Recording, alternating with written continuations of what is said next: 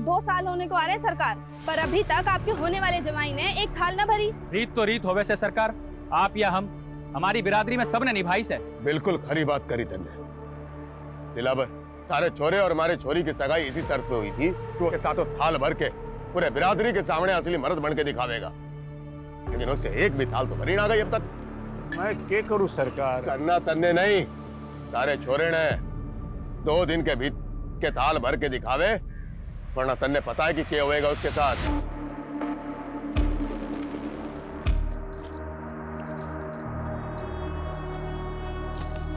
जिंदगी में कुछ कर गुजरने वाले ना इतना ज्यादा नहीं सोचते।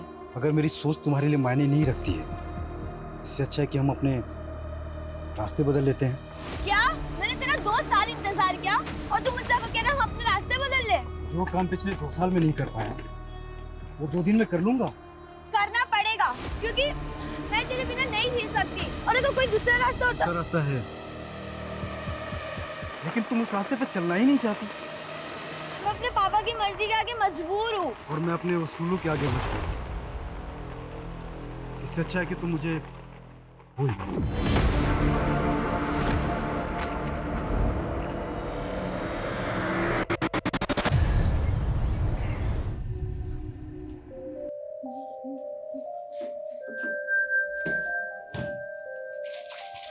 दीदी, सिर्फ 15 दिन रह गए हैं आपकी शादी को, और मम्मी पापा को तो देखो, इन्हें लगता है कि शादी के बाद आपका नया जन्म होने वाला है।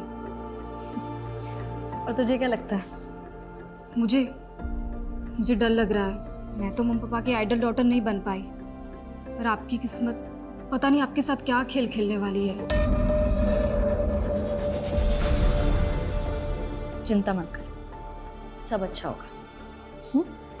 और तुझे भी कुछ नहीं होने दूंगी मैं, ठीक है? जग गई तू? हाँ मम्मी, साइकिलिंग के लिए जा रही हूँ। अच्छा सुन ना, हाँ? घर जरा जल्दी आ जाना, 11 बजे तक हमें जयपुर निकलना है। और तुझे पता है तेरी शादी का लहंगा रेडी हो चुका है, और बाकी की जो शादी की शॉपिंग बची है ना, आज जयपुर में कर लेंगे। ठीक है, पर आप एक काम करो, आप मेघा को ले जाओ। हम दोनों की चॉइस सेम है। मुझे नहीं जाना मम्मी, प्लीज। हाँ मेघा? हाँ दीदी। हाँ तो ठीक है ना भाई, तुम और मेघा जयपुर चले जाओ। आज मैं और वर्षा शांति से चेस का मैच खेलेंगे, ठीक है ना? चलो मैं चलती हूँ। ये क्या कर रहा है तू?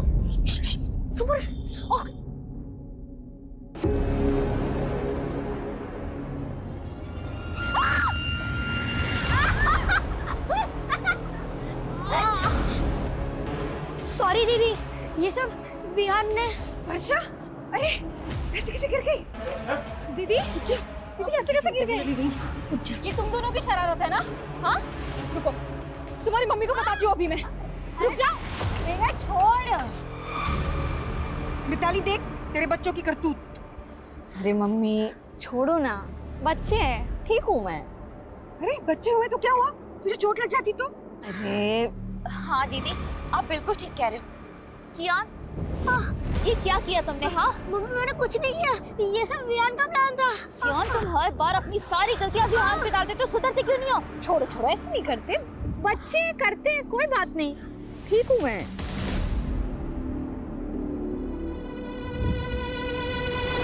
अरे चैंपियन, क्या हुआ? मैंने तुम्हें सेव कर लिया था ना, तब भी गुस्सा हो? वर्षा दीदी, मैं आपसे गुस्सा नहीं, ये सब विहान की और स्मार्टनेस है। और मम्मी विहान की हर मिस्टेक पे मुझे डांटती है। बोला था ना आपको, सौतेली माँ सौतेली ही होती है। अरे नहीं कियान, ऐसे नहीं बोलते, पर मैं हूँ ना। पर आप तो शादी करके अपने हस्बैंड के पास चली जाओगे, क्या आप मुझे अपने साथ नहीं ले जा सकती हो? अगर पॉसिबल होता ना तो जरूर ले जाती, लेकिन तू जानता नहीं है अभी मैं कितनी दूर जाने वाली हूँ। पर आपका फियांसे तो थोड़ा ही दूर रहता है। तू नहीं समझेगा अभी कि मैं कहाँ जाने वाली हूँ।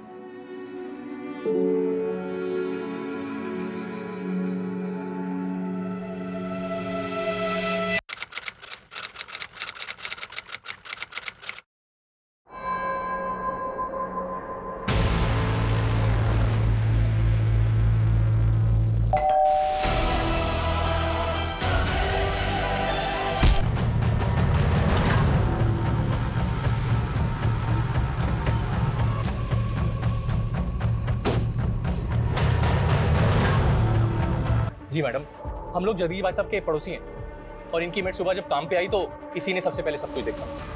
ये जगदीश की फैमिली में और कौन कौन है? अब जगदीश भाई साहब की पत्नी और उनकी छोटी बेटी, वो दोनों कल जयपुर गए थे वर्षा की शादी की शॉपिंग के लिए। देख के लग रहा है जैसे खींच के निकाली गई। तो शायद उंगली में अंगूठी होगी, निकल नहीं रही होगी तो उंगली काट दी और उनके गले में चेन। शक है किसी पे? कौन जगदीश और उनकी बेटी को इस तरह से मार सकता है? नहीं मैडम, हमें तो इस बारे में कोई अंदाजा नहीं है। पर आप तो पड़ोसी है ना, रात को शोर झगड़ा कुछ तो सुना होगा आपने। नहीं मैडम, ऐसी तो कोई आवाज नहीं सुनी हमने। सर फोर्स्ड एंट्री के तो कोई साइन नहीं दिख रहे, लग नहीं रहा है कि कोई जबरदस्ती घर में घुसा। कहीं ऐसा तो नहीं है कि एंगल पर्सनल है और इसे लूट की शक्ल देने की कोशिश की गई है? एक काम करो, घर अच्छे से स्कैन करवाओ और फोरेंसिक बुलवाओ। सर जगदीश की पत्नी और छोटी बेटी कल रात जयपुर में थे, रास्ते में पहुंचते होंगे। ठीक है सर ये देखिए,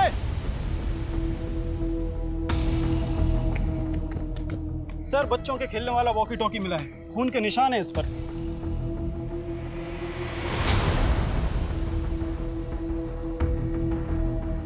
घर में कोई बच्चा भी है? नहीं सर, ऐसा तो कुछ पता नहीं चला।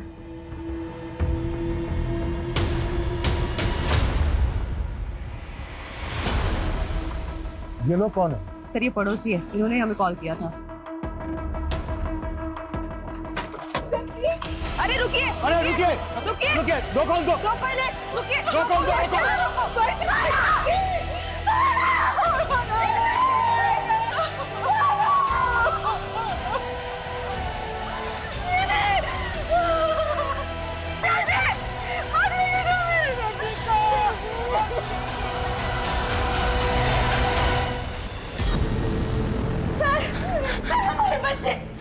सर हमारे बच्चे गायब हैं। आपके बच्चे गायब है मतलब? सर हमारा बड़ा बेटा कियान और छोटा बेटा विवान दोनों घर पे नहीं है। एक मिनट, अभी तो आप दोनों यहीं पे थे, तब तो आपने कुछ बताया नहीं था, और अभी अचानक से आपके बच्चे भी गायब हो गए? सर वो वॉकी टॉकी हमारे बच्चों का है सर, उसको जैसे ही देखा कुछ समझ नहीं आया तो उन्हें देखने घर चले गए सर, लेकिन वो घर पे नहीं है सर। एक मिनट, वॉकी टॉकी आपके बच्चों का तो यहाँ कैसे है? सर यही समझ नहीं आ रहा है सर, सुबह सुबह ही हम दोनों यहाँ आ गए थे, हमें लगा बच्चे अपने कमरे में सो रहे होंगे, लेकिन वो घर पे नहीं है सर। हमें कुछ समझ में नहीं आ रहा सर, आप हमारे बच्चे ढूंढ के दीजिए। सूरज, एक बार फिर घर अच्छे से चेक करो। Quick sir.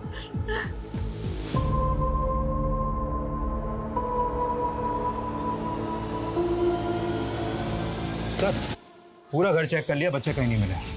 और सर मुझे तो इन पड़ोसियों की बातें अजीब लग रही है। थोड़ी देर पहले मुझे जगदीश की फैमिली के बारे में सब कुछ बता रहे थे और अब अचानक बोल रहे कि इनके खुद के बच्चे गायब हैं। सर कहीं ये लोग ड्रामा तो नहीं कर रहे? मतलब क्राइम सीन पर बच्चों के वॉकी टॉकी देखते इनको अचानक से अपने बच्चों की याद आती। ये लोग ड्रामा कर रहे हैं, तो हमें पता करना होगा इनका और इनके बच्चों का इन मर्डर से क्या लेना था। आप लोगों को शक है किसी को? कुछ समझ में नहीं आ रहा, पता नहीं ये सब कुछ कैसे हो गया।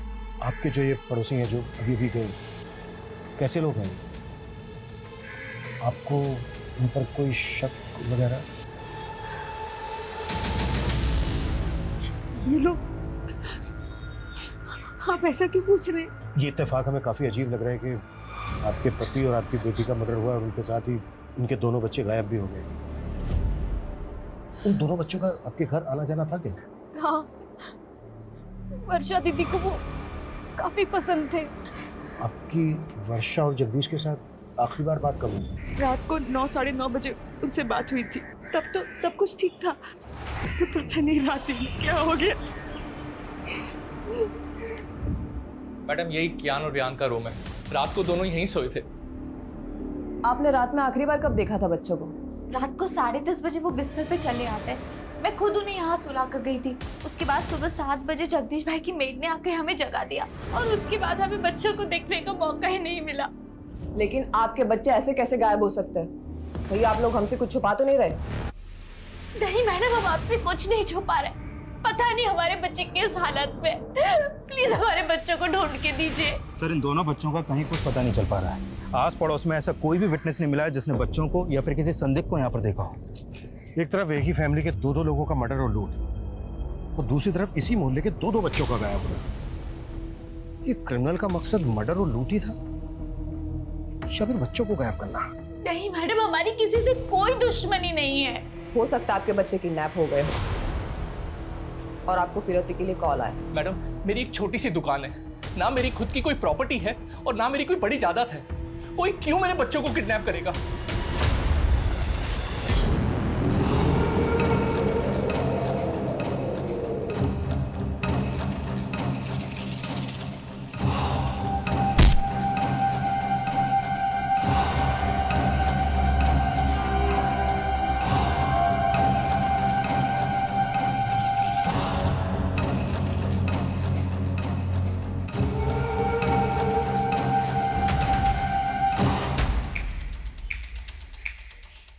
सुन, तूने मेरे पापा और बहन को मारकर बिल्कुल भी अच्छा नहीं किया है। बहुत सह लिया मैंने तुझे, बहुत। अब तू देख, तुझे छोड़ूंगी नहीं मैं।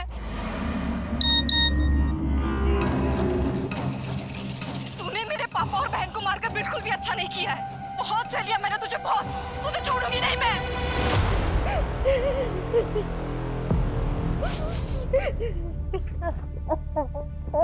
वियान, देखो मैं तुम दोनों के लिए क्या लाया हूं। वाओ पापा, वियान बहुत बुरा है। पता है ये कैसे प्रैंक करने की बात करता था? अरे चुप चुप, मैंने बोलना मत बोल। अरे लड़ो मत।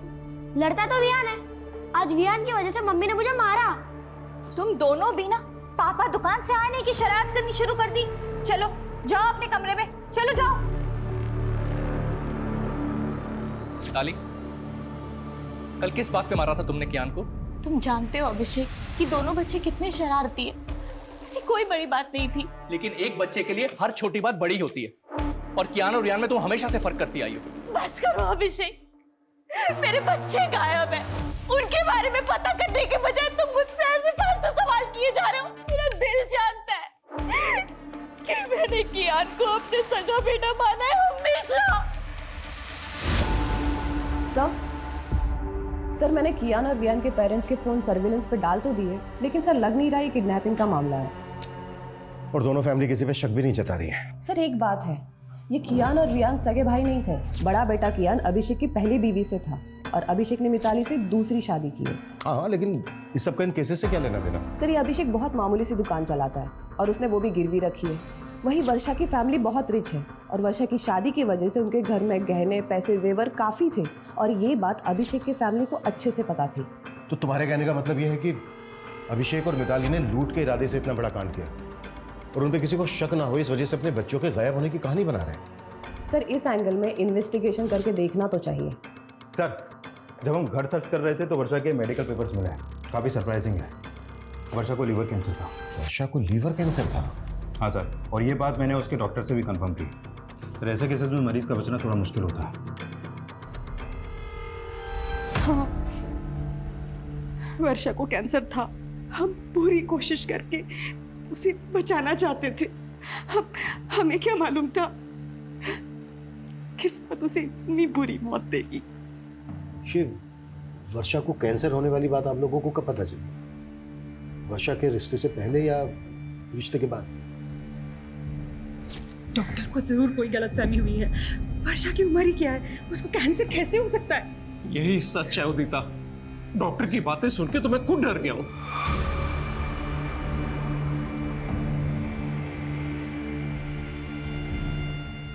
मुझे कैंसर है।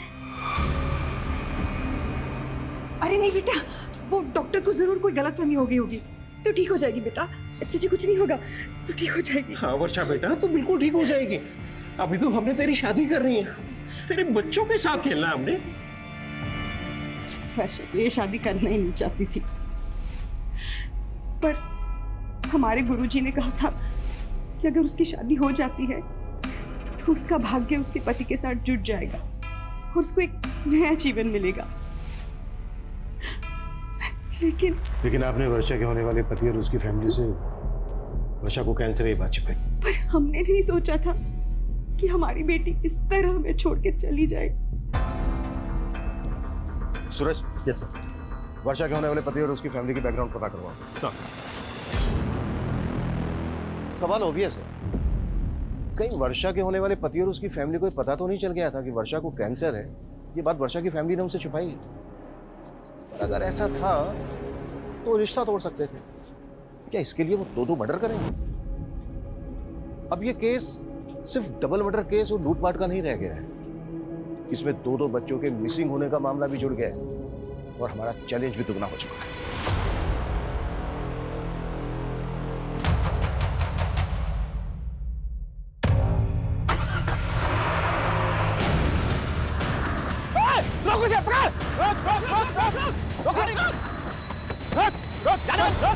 निकल बाहर। कहाँ भाग रहा है? निकल। निकल। क्या हुआ? चल निकल। पहले ये बता वो क्या है? कियान!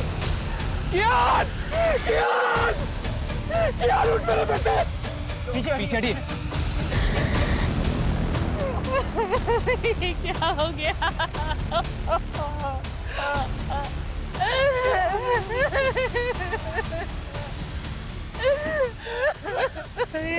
ये देखिए, फिर ये इसी के फादर के वैन के नीचे मिली है।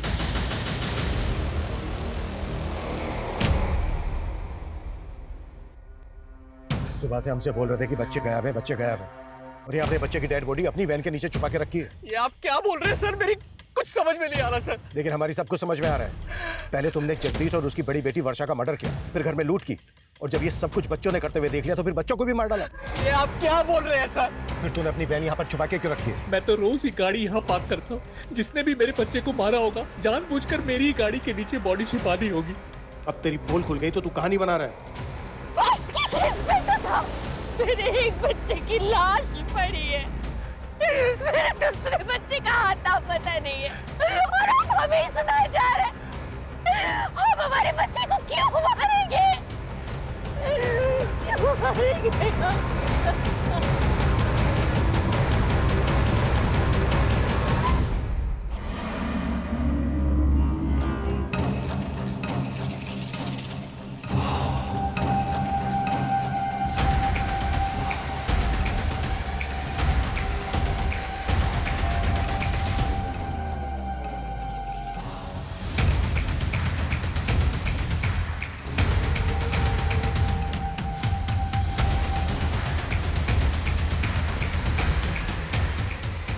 इनमें अभी भी पे बिल्कुल भरोसा नहीं कर सकते। एक मिनट, ये बड़ा बेटा क्या ये सोतेला था ना मिताली का?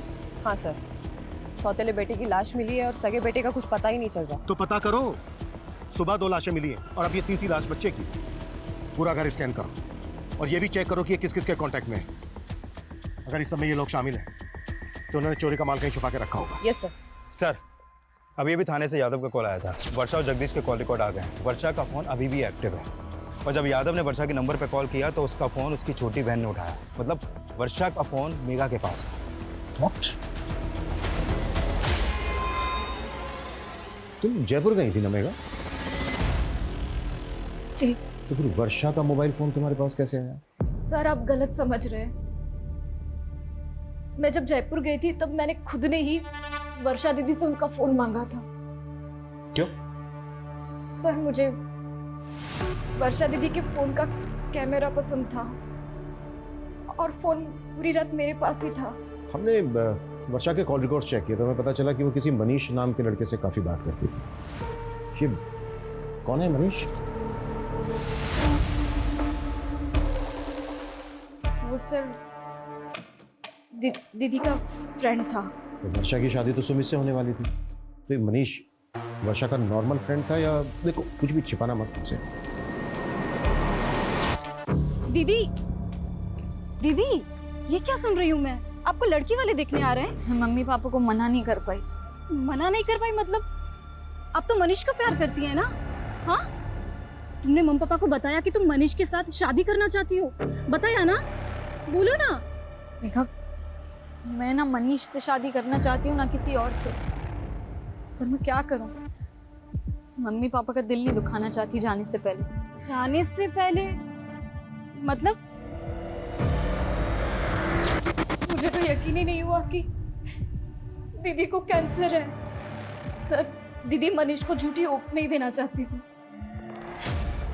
इसलिए दीदी ने मनीष के साथ ब्रेकअप कर लिया। मनीष को पता था कि वर्षा को कैंसर था?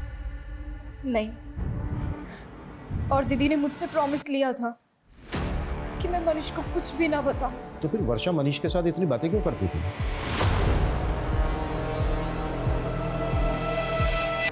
मुझे मालूम था तू मुझे छोड़ ही नहीं सकता। अरे तू रो रहा है? तुझे तो खुश होना चाहिए कि अपना रिश्ता 1 नहीं 2 नहीं बल्कि 4 कदम आगे बढ़ गया है।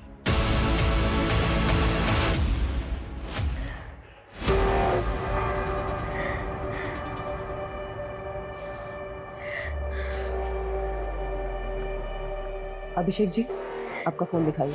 फोन में आपको क्या देखना है मैडम? आपका फोन दीजिए प्लीज। ये लीजिए। मेरी तो समझ में नहीं आ रहा मैडम कि मेरे छोटे बच्चे को ढूंढने के बजाय आप लोग मेरे घर में और मेरे फोन में क्या ढूंढ रहे हैं? ये लीजिए, और हमें बिना बताए कहीं जाएगा मत।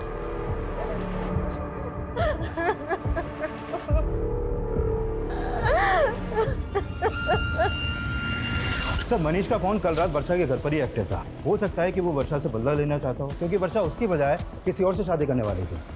बुलाओ इस मनीष को। और अब मेरी वर्षा की मदर से बात हुई। उनका कहना है कि पहले उनके साथ जयपुर वर्षा जाने वाली थी, लेकिन बाद में मेघा उनके साथ गई। मतलब अगर वर्षा जयपुर जाती तो उसके फादर के साथ वर्षा का नहीं, मेघा का मर्डर होता। पॉसिबल है। और सबसे अटपटा यह है कि मेघा जयपुर वर्षा का फोन लेकर क्यों गई? सूरज, कहीं कुछ ऐसा तो नहीं है कि इसके पीछे कोई ऐसी कहानी है जिसे अभी तक हम समझ नहीं पा रहे हैं?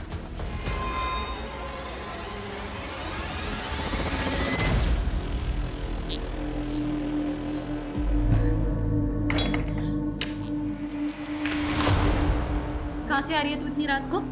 झूठ मत बोलना। मैं रोज देख रही हूँ तू रात को ऐसे चोरी छुपे घर से बाहर निकलती है। चल क्या रहा है मेघा?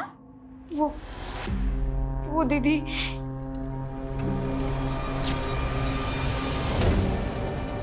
मुझे माफ करना दीदी।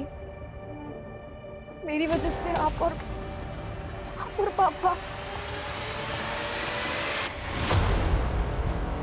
जितना टाइम लेगा ना सच कबूल करने में, उतनी ज्यादा दिक्कत होगी तुझे। सर मैं वर्षा से प्यार करता था सर, उसे मारने के बारे में सोच भी नहीं सकता। झूठ मत बोल। रात के 1 बजे तक तेरा मोबाइल फोन वहीं पर एक्टिव था। एक लड़की तुझे रात को अपने घर बुलाएगी, वो भी तब जब उसके फादर घर पे है। 15 दिन बाद उसकी शादी होने वाली है। पता है तुझे ना क्यों कहा था उसने? नहीं सर। क्योंकि कैंसर था उसको। वो नहीं चाहती थी कि शादी के बाद तू खो दे उसको, और तूने मार दिया उसको। ये क्या बोल रहे हैं आप सर? उसने मुझे बताया भी नहीं सर। उसे कैंसर था। अब अगर तुझे पछतावा हो रहा है तो सच कबूल कर ले कि तूने ही मारा है उसको, जबकि उसने तेरा कभी बुरा नहीं चाहा। सर मैंने भी वर्षा को कभी बुरा नहीं चाहा सर।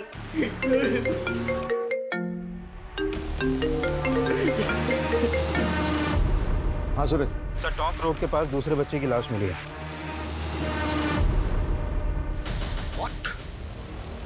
सर विहान की लाश देख के लग रहा है कि इसका मर्डर भी कल रात को हुआ है, लेकिन सर विहान की लाश वर्षा और क्यान के घर से करीब 1 किलोमीटर दूर टोंक रोड पे मिली है। तो हो सकता है कि इसका मर्डर कहीं और किया गया हो और फिर बॉडी को यहाँ पे लाके डंप कर दिया गया। एक बच्चे की लाश मिली है अभिषेक की वैन के नीचे। अगर अभिषेक को ये सब कुछ करना होता तो वो दोनों बच्चों की लाशें डंप करता। सवाल ये भी है कि इन दोनों बच्चों के मर्डर्स का जगदीश और वर्षा के मर्डर से क्या कनेक्शन है?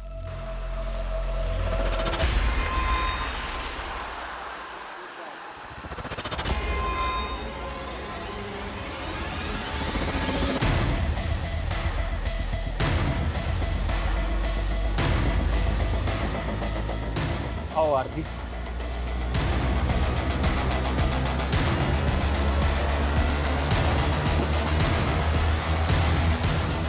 कल मैं पहले वर्षा से उसके घर पे नहीं मिला था।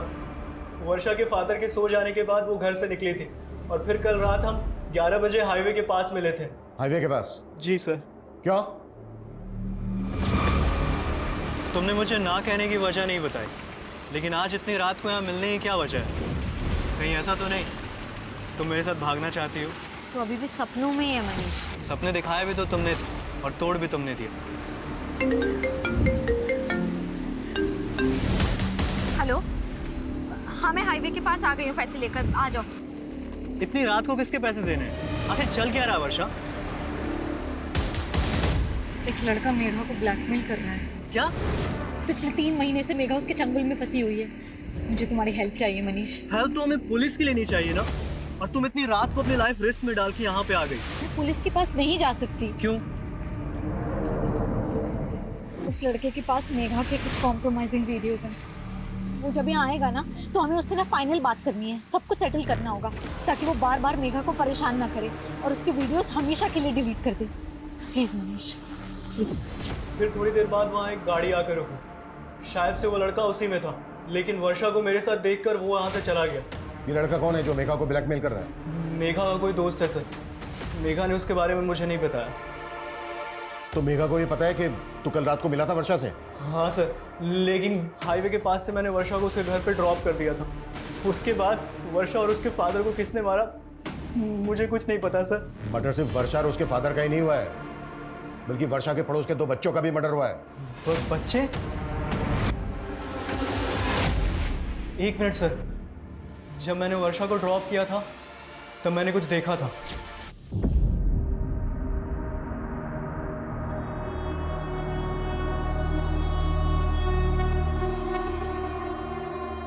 ये बच्चे थे? हाँ सर, यही दोनों बच्चे थे। क्या कर रहे थे वहां पर? नहीं मालूम सर।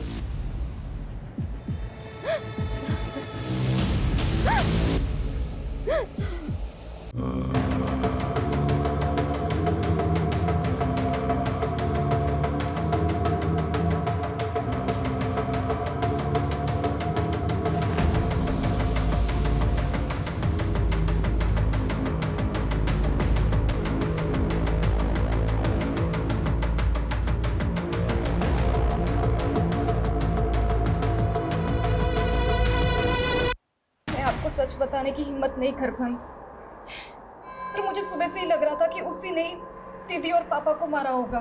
कौन है वो लड़का? देवांश। कौन देवांश? सर, मैं उसे एक पार्टी में मिली थी, वहां मेरी उससे दोस्ती हुई थी और एक दिन उसने मेरी ड्रिंक में कुछ नशे की दवा मिला दी और सर मेरा रेप कर दिया। और सर, उसने मेरा वीडियो बना लिया। मैंने तुझ पे भरोसा किया और तूने मेरा रेप किया।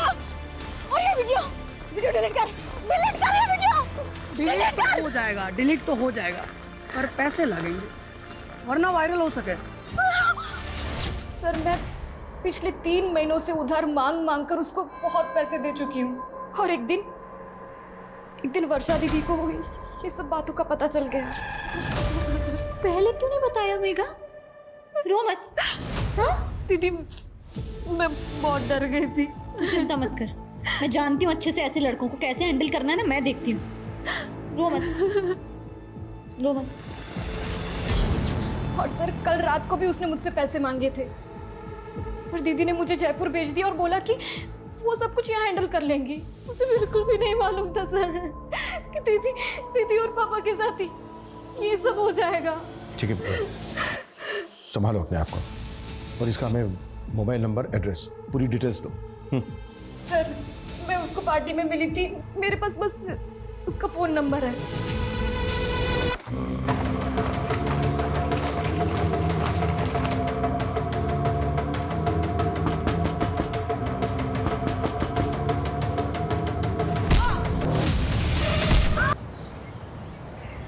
सर, देवांश का नंबर आदर्श नगर के एड्रेस पर रजिस्टर्ड है, लेकिन उसका घर भी बंद है और उसका फोन भी। हमने उसका लुकआउट नोटिस जारी करवा दिया है। गुड।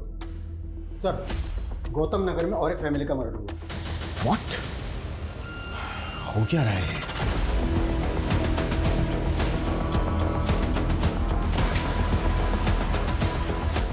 आइए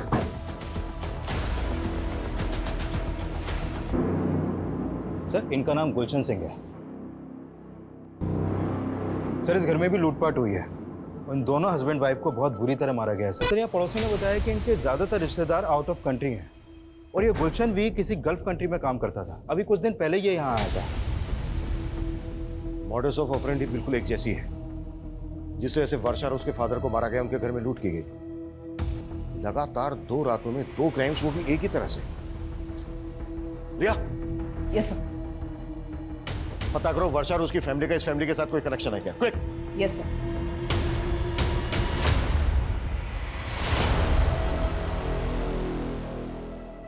सब क्या आप पुराने गहने खरीदते हो? हाँ। कैसे गहने? सोने के। दिखाओ।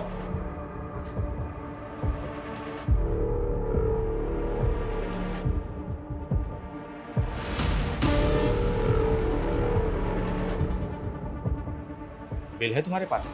अरे नहीं साहब, पुश्तैनी गहने हैं। अच्छा, अभी दुकान में नगद कम है, मैं इंतजाम करता हूँ, तुम तब तक इंतजार करो, चलेगा ना? चलेगा साहब, चलेगा सर सर मैंने वर्षा की मदर और सिस्टर से बात की, लेकिन वो दोनों भी इस फैमिली के बारे में कुछ भी नहीं जानती। लेकिन मुझे स्ट्रांगली फील हो रहा है कि दोनों क्राइम्स में एक ही तरह के क्रिमिनल्स इन्वॉल्व हैं।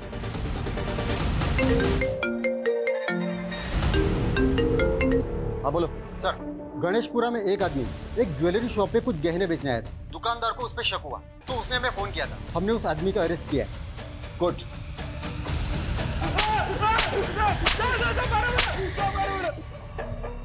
साहब मैंने चोरी नहीं करी साहब, आप बेवजह परेशान कर रहा हो साहब। झूठ बोलता है साहब चोरी नहीं करी साहब। अगर तूने चोरी नहीं की तो इतने महंगे गहने कहाँ से आए तेरे पास? साहब मैं तो कबाड़ा बेचता हूँ साहब, कबाड़ी खोज में इधर उधर गया था, मेरे को तो पड़े हुए मिले थे रास्ते में साहब।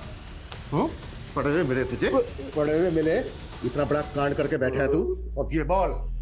साहब मैं तो गरीब आदमी हूँ साहब, मेरे को तो बस रास्ते में पड़े ही मिले थे साहब। ये नौटंकी ऐसे नहीं खुलेगा।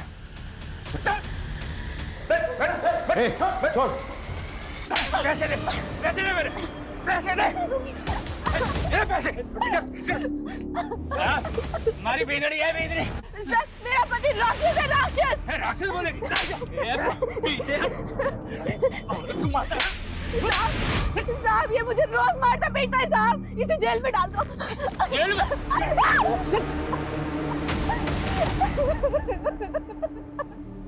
सर इतना पिटने के बाद भी ये आदमी यही बोल रहा है कि इसे गहने रास्ते में पड़े मिले। पिछली 2 रातों में 2 फैमिलीज को टारगेट किया गया। झूठ बोल रहे हैं। सूरज एक काम करो, वर्षा की फैमिली से गहनों की पहचान करो। साहब छोड़ दो ना साहब, साहब अब नहीं मारूं अपनी बिंदनी को, साहब छोड़ दो ना साहब, छोड़ दो साहब, साहब साहब छोड़ दो ना साहब, साहब छोड़ दो ना। चल अंदर। साहब साहब साहब चाय पिला दो साहब। चाय चाहिए? साहब इसको चाय पिला दो साहब, और मुझे दारू पिला दो साहब। अरे तू चुप कर साहब, चाय ना दे सको तो कम से कम चद्दर दे दो साहब। साहब साहब चाय पिला दो साहब, ठंड लग रही है साहब, चद्दर दे दो। ये गहने देख के बताइए कि ये उन्हीं गहनों में से हैं जो आपके घर से गायब हुए? ये तो वर्षा की चेन, कंगन और बालियां हैं। क्या झूठ बोल रहा है? यादव ताला खोल। कैसा? इन्होंने हमारी नींद हराम कर रखी और तुमने सोने दिया इसको। चलो ऐसा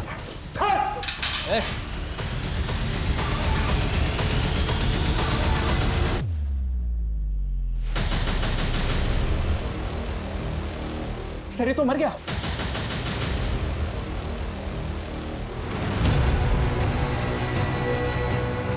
कैसे हुआ ये? क्या खिलाया इसको? मुंह से झाग निकल रहा है इसके, जहर कहां से है इसके पास? सर जहर के बारे में मुझे नहीं पता, बल्कि सर ये चाय मांग रहा था, हमने चाय भी नहीं दिया। सर ये बोल रहा था कि इसे ठंड लग रही है सर। ठंड से मर जाएगा ज्यादा, वो भी इस मौसम में। एग्जैक्टली क्या हुआ था? सर मैंने लॉकअप के अंदर एक शराबी को बंद किया था सर, वो शराब पीकर अपनी बीवी को बाजार में मार रहा था। थोड़ी देर पहले उसकी बीवी आई थी यहाँ पर, अभी अपने पति को अंदर करने के लिए बोल रही थी और अब उसे अब छुड़ाने भी आ गई। अभागी हूँ साहब, अब जैसा भी है हमारा मर्द है, कम से कम खाने को तो देता है। साहब छोड़ दो इसको, मैं अपनी शिकायत वापस लेती हूँ। साहब छोड़ दो ना साहब, साहब अब नहीं मारूंगा कभी अपनी बींदड़ी को साहब। वो साथ लेके गई उसको? कब आई थी? कितनी देर पहले? सर तकरीबन 15-20 मिनट पहले। 15-20 मिनट पहले? ज्यादा दूर? मुझे बाहर का सीसीटीवी फुटेज दिखाओ। Quick quick quick quick. Okay साहब। जल्दी। एक मिनट पीछे करो, पीछे करो। बस 20 मिनट हुए। इन दोनों की फोटो सभी बीट चौकी और पेट्रोलिंग टीम को भेजो, कैसे भी करके अंदर चाहिए मुझे। मूव।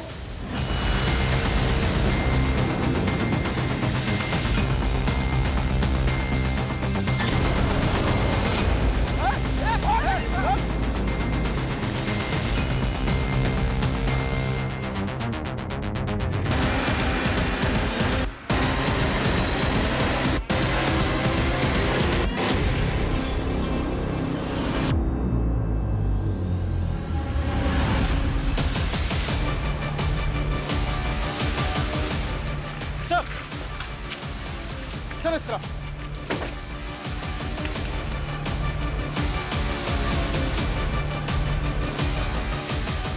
संजय उधर चेक कर।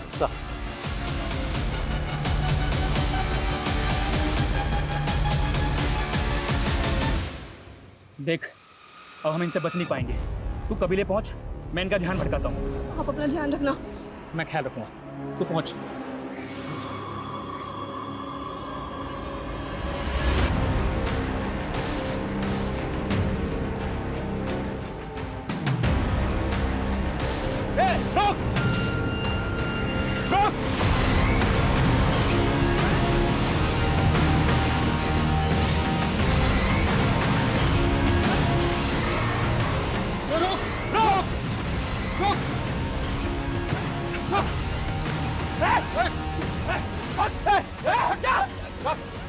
चल गोली मार दूंगा मैं तुझे। देख मार दूंगा मैं। चाकू नीचे रख। चाकू नीचे रख। देख गोली मार दूंगा मैं तुझे।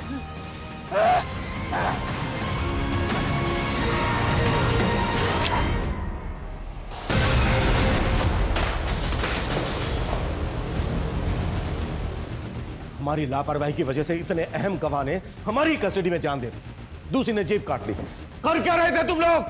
सो रहे थे सबके सब।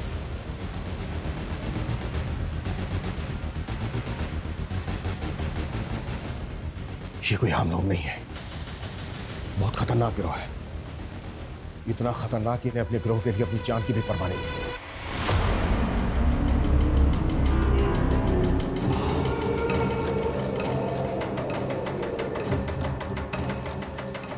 सूरज, पता करो फिलहाल अपने एरिया में कौन कौन से गैंग एक्टिव है। सर उस आदमी के साथ जो औरत थी उसे वर्षा की मदर ने आइडेंटिफाई किया। सर वो 1.5 साल पहले उनके घर में एक मेड का काम करती थी। कौन है वो?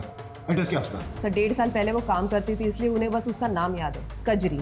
लेकिन सर मुझे नहीं लगता उसका नाम कजरी होगा। गुलशन की फैमिली से कोई कनेक्शन उसका? सर अभी तक तो ऐसा कुछ मालूम नहीं चला। ये किसी लूट मार करने वाले गैंग का काम है। इनका एक जैसा है वो। इस गैंग की कोई औरत या आदमी लोगों के घरों में काम करते हैं, उस परिवार की सारी जानकारी इकट्ठा करते हैं और फिर उसे लूट के लिए टारगेट करते हैं। सर एक बात मुझे समझ में नहीं आ रही है, ये कजरी ने 1.5 साल पहले काम करना बंद कर दिया था, फिर अचानक तो मतलब सरप्राइजिंग नहीं है कि 1.5 साल बाद इन्होंने वर्षा की फैमिली को टारगेट किया। सूरज, इन सवालों का जवाब ढूंढने का टाइम नहीं है फिलहाल हमारे पास। हमें जल्द से जल्द ये पता लगाना होगा कि ये लोग किस गैंग से ताल्लुक रखते हैं। पिछली 2 रातों में इन्होंने 2 फैमिली को टारगेट किया है। हो सकता है आज रात ही किसी तीसरी फैमिली को टारगेट करें। उससे पहले हमें इन्हें रोकना होगा। क्लियर? सर क्या पता नहीं चला? सर कांस्टेबल यादव का अभी तक कुछ पता नहीं चला।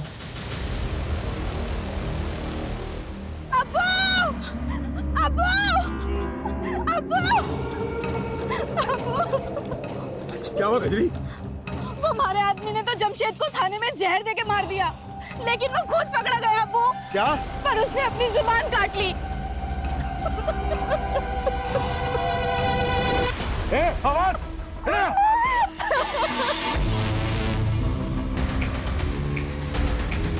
सुना तुमने? एक हमारा दामाद हुआ, गिरोह की पोल ना खुले इस वास्ते अपनी जबान काट ली, और एक तू है। सीधा खड़ा रह। सरदार, चल बाहर निकल, चल। और कौन कौन आया तेरे साथियों? अरे बोल, बोल। पिछले 2 सालों में ऐसी जितनी भी लूट और मर्डर की घटनाएं घटी हैं, उन सब की रिपोर्ट मुझे मेरे टेबल पर चाहिए। चल से चल। सर यादव का कुछ पता चला? नहीं सर, एक टीम गई उस डायरेक्शन में, लेकिन अभी तक कोई अपडेट नहीं आया। उसकी फोन लोकेशन ट्रेस करवाओ, क्विक। Okay sir. सर वर्षा उसके फादर जगदीश की पोस्टमार्टम रिपोर्ट आ गई है। दोनों विक्टिम को लाठियों से पीटा गया था और दोनों के ही सर के घाव पर लकड़ियों के टुकड़ों के ट्रेसेस मिले हैं और उसके ऊपर मस्टर्ड ऑयल थे। Mustard oil? हाँ सर। सर ऐसे ही मस्टर्ड ऑयल के ट्रेसेस जिहान और कियान की बॉडी पर मिले थे। एक मिनट, मैंने ऐसे गैंग के बारे में सुना है जो बॉडी पर मस्टर्ड ऑयल लगाकर लूट और मर्डर्स की घटनाओं को अंजाम पहुंचाता है। इस गैंग के लोग बॉडी पर मस्टर्ड ऑयल इसलिए लगाते थे ताकि इन्हें कोई पकड़ने की कोशिश करे तो ग्रिप ना बने। पिछले साल भरतपुर में इस गैंग के लोगों ने कई घटनाओं को अंजाम पहुंचाया, लेकिन सर इससे पहले तो अपने एरिया में ऐसी कोई वारदात नहीं हुई। आमतौर पर इस गैंग के लोग शहर के आउटस्कर्ट्स में आकर बच जाते हैं। आई थिंक 7 मारू नाम था इस गैंग का। सूरज, शहर का जितना भी बाहरी एरिया है सब जगह अपनी टीम भेजो, quick. Sir. Sanjay. Sir Yadav ji का फोन नेटवर्क में नहीं है। शिवगढ़ के जंगलों के पास उनका फोन लास्ट एक्टिव था। शिवदा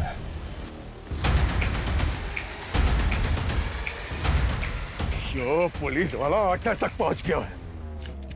बाकी के पुलिस वाले भी हमें ढूंढते हुए यहाँ तक आवेंगे।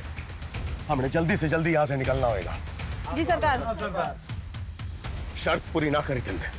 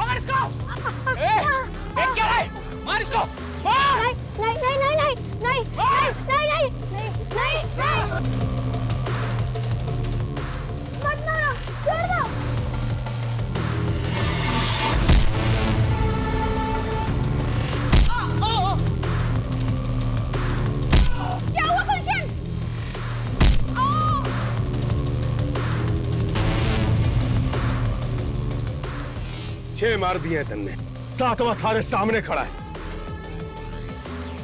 जा मार दे इन्हें और बन जा मारा जमाई।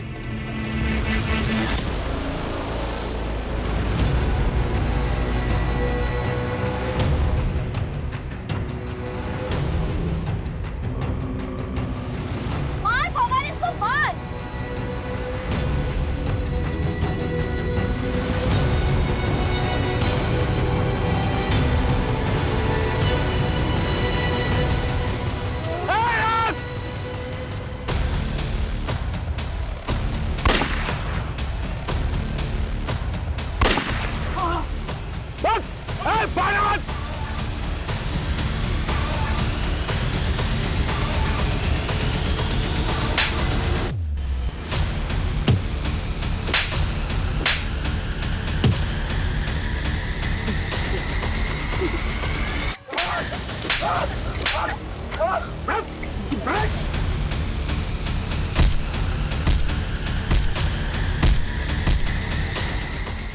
ये कुख्यात गैंग, इसने कई दशकों में देश के लगभग सभी राज्यों में लूट और मर्डर्स की वारदातों को अंजाम पहुंचाया है। ये इस गैंग के समुदाय का एक छोटा सा टुकड़ा है जिसको हमने गिरफ्तार किया है। इस गैंग से जुड़े लोग आज भी हमारे शहरों में खुलेआम घूम रहे हैं। इनके लोग फेक पहचान और नाम के साथ डोमेस्टिक हेल्पर बनकर लोगों के घरों में काम करते हैं, उन परिवारों की जानकारियां इकट्ठा करते हैं और मौका मिलते ही वारदातों को अंजाम पहुंचा देते हैं। इसलिए बेहद जरूरी है कि जब भी आप किसी को अपने घर पर काम पर रखें, उससे पहले उसकी पुलिस वेरिफिकेशन जरूर करवाएं। और यदि आप अपने घर के आसपास किसी अनजान या संदिग्ध व्यक्ति को देखते हैं तो उसे नजरअंदाज ना करें। आपकी ये सतर्कता सिर्फ आपको ही नहीं, दूसरों को भी बचा सकती है।